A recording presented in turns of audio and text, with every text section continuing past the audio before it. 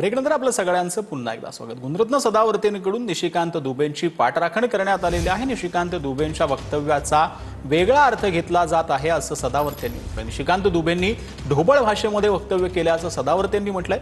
आपल्यालाही दुसरीकडे गेल्यावर त्रास होऊ शकतो हे दुबेंनी सांगितल्याचं सदावर्तेंनी म्हटलंय। पटक पटक के मारेंगे या वक्तव्यावरती सदावर्तेंनी ही प्रतिक्रिया दिली।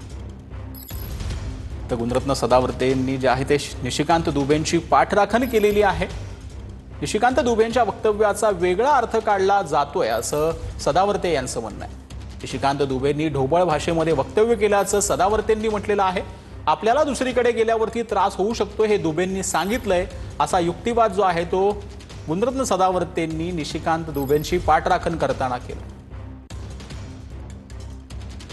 पटक पटक के मारो ते राज ठाकरे सारखं कधीच बोलले नाही की तुम्ही मारताना शूटिंग करू नका, तुम्ही मारताना असे करू नका।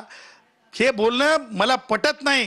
आपण आहे ना की कोणत्याच एखाद्या वक्तव्याला आपण खिमा करून करून करून आपल्याला जे पाहिजे ते आजकाल काय गल्लीच्या निवडणुका आहेत म्हणजे शिल्लकच राहिले नाही। राज ठाकरे काय तो लोकसभेला आता गल्लीतल्या बाहेरच्या गोष्टी नाहीत रे भाई, हे सगळ्याला माहित आहे।